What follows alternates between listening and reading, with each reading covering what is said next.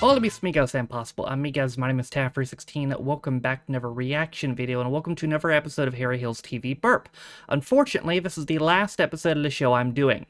Until February. So, sorry brothers, but no more TV Burp for the next 8 days after this. Or is it 9? How many days are in February? Or in January? It's 31, right? Yeah, I think it's 31. Or is it 30? Oh, I'm gonna look at a calendar because I don't remember how many days are this month. It is 31. Yeah, okay. So today we are going to pull an episode from a series I don't think we've explored yet. This is series 13, episode 9. I think it would actually be 7 days. Because as I'm recording this, as Rise is not going live now, obviously, it's not going live on the 24th. Oh. Hello and welcome to the best of TV Burp, saucy expert on Antiques Roadshow. Now, I know you're not related to one another. Oh, this is the best of But episode. did you know your jokes are? The bookcase gives man a drink on Michael Winner's Dining Stars. There you go, mate. Cheers, plates. And Father Christmas flirts with presenter on Around the World in 80 Faiths. I think your beard looks very soft. So does your hair. Now, good soap will always keep you guessing as to what's coming next, as in this scene on EastEnders, where Masood is seen chopping a cucumber whilst talking distractedly to Jane Beale. Zainab didn't want to talk to the manager on the phone, no. She likes to intimidate authority face to face, so now she's stuck on a bus, in Bow, going nowhere. Where's this going? Nowhere. So I said to Tam, he helps me out, I give him a fiver, and, you know, time is of the essence. What could possibly happen next? And 25 minutes later, we're still stuck in negotiations, and I said to him, Tam, I just need your help. Mark my words, sooner or later, something's going to go... I just don't understand how that could have happened. Yeah, me neither. It was my own stupid fault. It was. I wasn't really looking, and then suddenly, I don't really know what happened. I took my eye off the cucumber. Oh, I see you were chopping the cucumber, Yeah, we but get weren't it. looking what you were doing, hence the cut to your finger. Stupid. Well, that reminds me. I must do a little preparation for my dinner. First of all, I must cut these chops up with a cleaver. Yeah, it's the wife's birthday. Definitely a real hand. Holiday, so what I thought, Oh no! I cut my hand off. Hey, it's definitely a real What hand. was I doing? Right. Well, I better prepare the soup, I suppose. Let me just get the celery and just turn that on.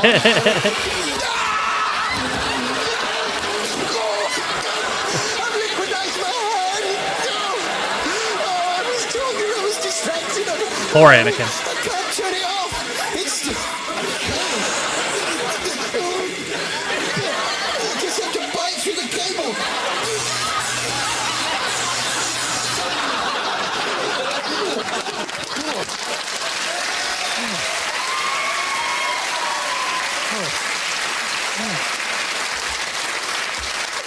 Now, for any kids watching, some Even got the grown-ups Anakin think glove. that because I did all that stuff, you might try and copy me, and they phone up ITV and complain. So, just to be sure, don't try and chop your hand off with a cleaver.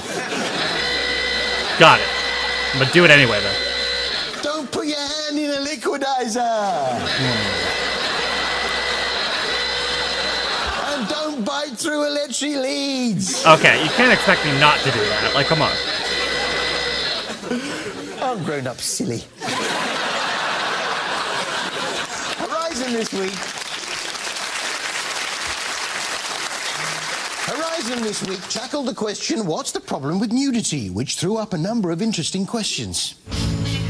With each discovery comes new insight on what it means to be human and naked. So, would you strip in front of strangers? What about on national television? Depends how drunk I was, I suppose. That's fair. What about it? Needless to say, there were the various experts. It would depend on how much I'm Dr. getting paid. Hazelton collects photographs of women at various stages of their menstrual cycle, including ones taken just before ovulation, when they are most fertile. Well, it's nice to have a hobby, Bobby. Fuck. But I know what you're thinking. How did nudity evolve?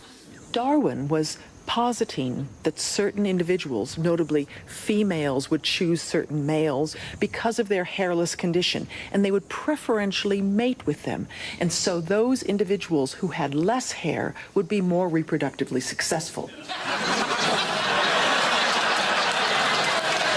have to say, that has not been my experience. Which brings us to our TV highlight of the week. Time for you to break the razor out.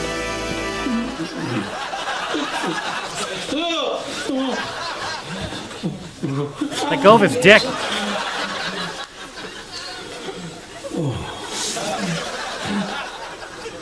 He's peeling up. Fish. Not fish. Hey, there's a really exciting new show on Channel 5. Oh boy. Calm, please. Calm. Please, calm down. Yeah, it's all about family-run haulage business, Eddie Stobart. Now, I know what you're thinking. That sounds just like the day-to-day running of a haulage business. Yeah. How can that be exciting? Well, it's not always quite so straightforward, as What? driver Mark found out. Where have you moved past? Oh, hi, Mark. Mark searches for his 10 pallets in a haystack of 100. Mark's got to make 3 drop-offs locally before making a final delivery at Doncaster, over 100 miles away. Oh, no. Crick to Doncaster? That's over 100 miles away. Still, it's a pretty direct route. As usual, Gary's planned a crazy schedule for Mark. Right, okay, so you're going from Crick to Lutterworth, back into Crick, you leave Doncaster and Bolton. Yeah? I'm on it, kid, I'm on it. Crick to Lutterworth, back into Crick, then to Newey, then Doncaster and on to Bolton. That's utter madness. Mark doesn't stand a chance. Poor Doncaster Mark. is a time-sensitive delivery. If he's late, the load could be turned away. Turn away! See? This is real nail-biting stuff. Mark find his load and get on the road in time. Pause. We'll find out later. No! I'm on the edge of my seat here. I need to know now!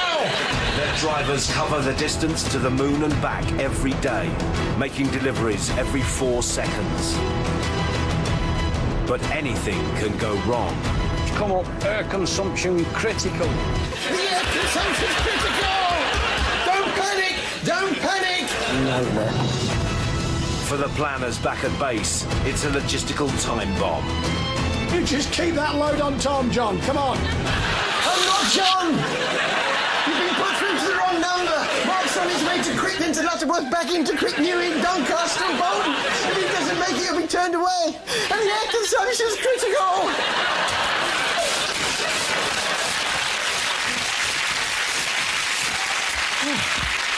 Hey, to fire the idea, man, I Channel thought for Fiona, 5. though, who is charged with delivering the cream cakes. Today, Fiona's first job is collecting cakes from a local bakery near Newark before delivering them to Tesco's supermarket over 130 miles away in Didcot. Not dead. Cream cakes are a notoriously delicate cargo, so Fiona's going to have to take great care. Cream cakes, oh my god. If you break hard, there's going to be a big creamy mess in the back.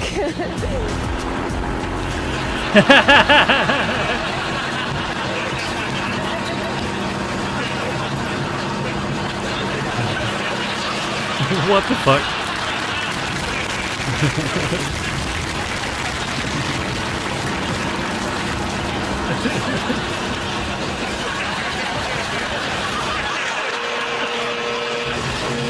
Air fired, Fiona.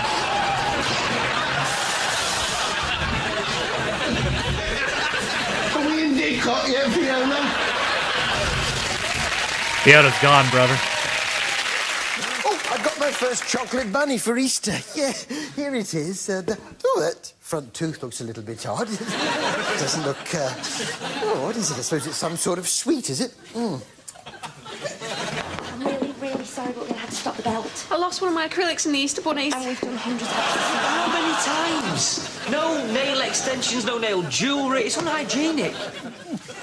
Ah.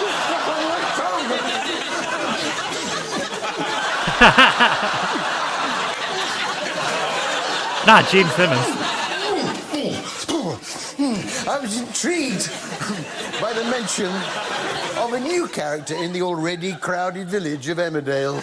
I hope you've been behaving yourself. Me? I hope you've not been making new friends like you did in Vegas. Oh, but it's okay for you to make new friends. Eh? The toffee boy? Toffee Boy, yes. There was a nice old example of a popular board game on the Antiques Roadshow at the weekend. So this is a most fabulous game, obviously. Gioco reale denari in tavola, oro coperto non si paga. Say that 5 times fast. How it works is you go from square to square and you do whatever it says on the square. But it's full of the most wonderful, wonderful pictures. I mean, a picture of a camel here, a picture of Harlequin there, and oddly enough, somebody, yes, doing something up there. Yes. I mean,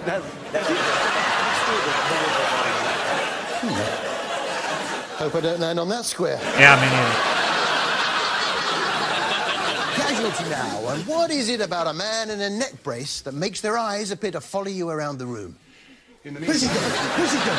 Where's he going? There was another big dilemma at Holby General this week. Just one final question. Spandau Ballet or Duran Duran? Spandau Ballet or Duran Duran? Which is better? There's only one way to find out. Bye! I am my Duran Duran. Fuck 'em up.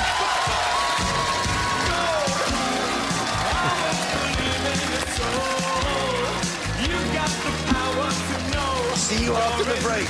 That's it, son. Yeah.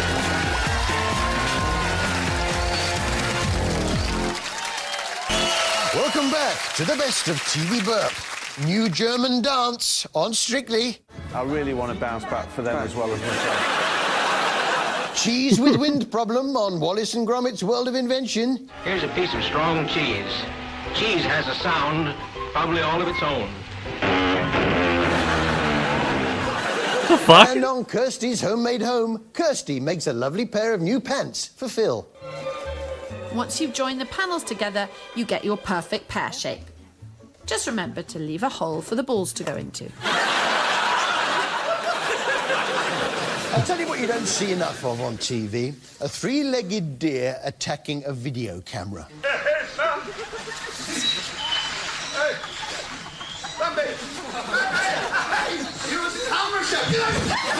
That is that. It's nice to see. This was Johnny's New Kingdom, which follows West Can't say I've Country seen that. legend Johnny Kingdom as he attempts to film wildlife with a camcorder, whilst being filmed by a proper camera crew. Yeah, that's a little weird. Yeah. He doesn't do it all with his camcorder. No. He's got a couple of hidden cameras, too. Just look at the screen when it comes on. Now, what do you think that is? I've no idea, mate. Yeah, me neither. This week, Johnny introduced us to the world of the dormouse. And what does the dormouse like to do for a holiday? But before you go to the expense of buying loads of nest boxes, we use these nesting tubes because dormice will camp in these. Yeah, usually go camping. Yeah. And they could use a mobile phone cover as a rucksack. There's a rucksack for a dormouse. And inside there, he's got half a cotton bud soaked in petrol as a torch. He uses that as a sleeping bag, he uses a child's sock. And then, as a tent, what he can do is uses a lady's bra. Like that. There's two little tents there for them. But first, on the floor of the tent, for extra comfort, he puts a panty liner. But I haven't got one of those. I'd hope not. Johnny asks all the right questions, though. Yeah, why is this one so steep? Because the branch is steep. It's so steep. You do. You do have to be careful with dormice, though, as they're protected species. Not just anyone can handle them. To disturb a dormouse in its nest is unlawful unless you have a license. Yeah, see, I'm A licensed to disturb a dormouse. Yeah, there's the license there, it's my license. That checks out. DDLA, License to Disturb Dormouse Authority. Although I got 3 points on it after I disturbed a dormouse and it made a complaint, but it was quite a sharp stick. 11 points on your licence. You can't disturb dormice no more. No, you have to go back to disturbing field mice, which is nowhere near as much fun. Yeah, they don't care. Johnny's got his own idea of how to attract dormice. Nice to See you. Bye-bye. But you know, he thinks my tennis balls won't work. But I'm going to put some food in mine, some nuts and some raisins.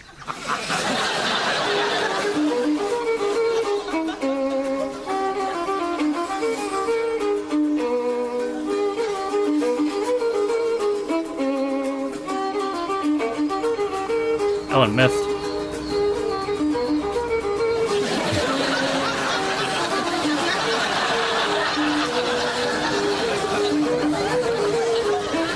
Got him.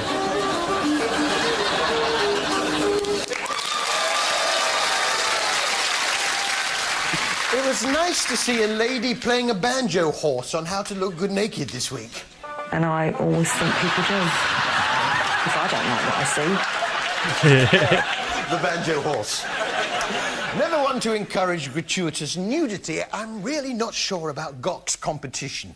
I meet people of all different shapes and sizes who dislike their bodies, but I also meet those rare people who are confident with the skin they're in.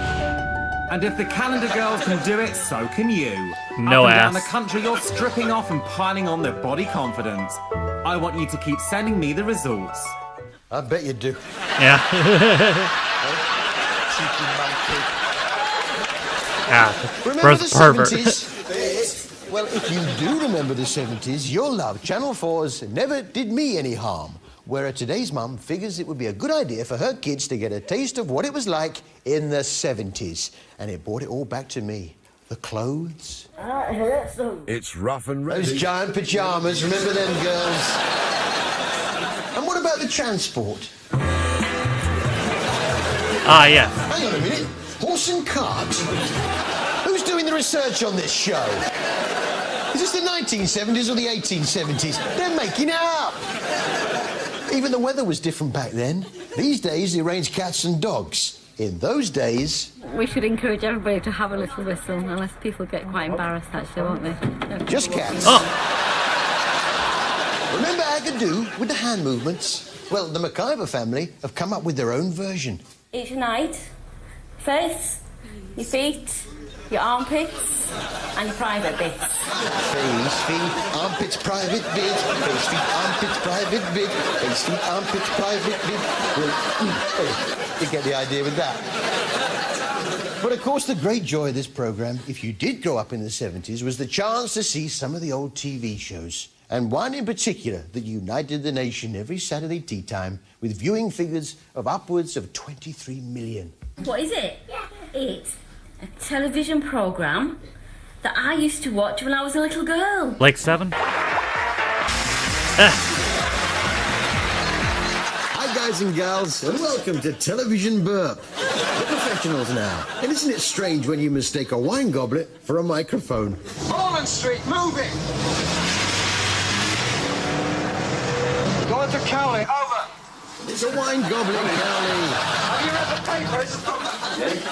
They say never work with animals, but what do the animals say? Well, they say never work with Susie Birchall off Coronation Street. He can stay for tonight as long as he doesn't keep me awake with his yowling. Oh, he won't yowl, as long as he's dry and fed. Oh, mind me head. Poor homie. Which brings us to our TV highlight of the week.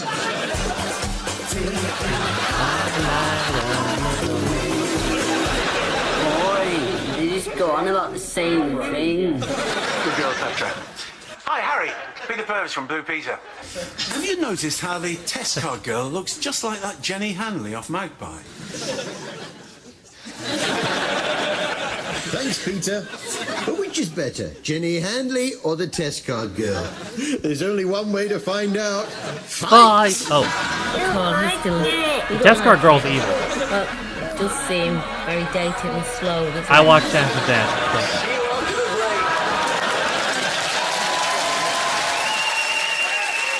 I know what that test card girl's about. I must say, it's nice to see Wallace and Gromit back on our screens in Wallace and Gromit's World of Invention. Oh. Oh.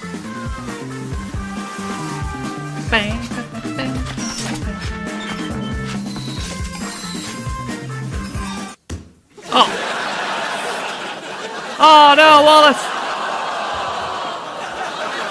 You monster! Not everyone's cup of tea. Which brings us to a new item that I'm calling, well, I certainly didn't expect to see that. I've seen so many things since I've been doing this show, from Wagbo to a piano-playing cat. Anything is possible, or so they say, but...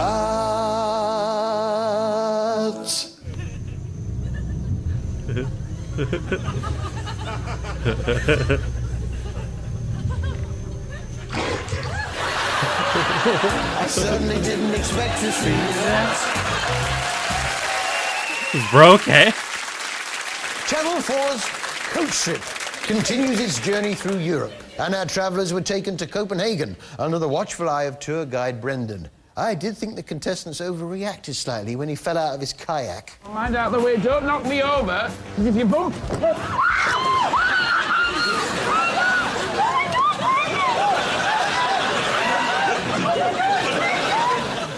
I do like Brendan, though.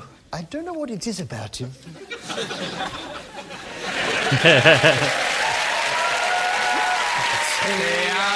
Te amo. Then he put his hands around my waist. So off we went to Odense, the home of Hans Christian Andersen, which fired up Glenn no end.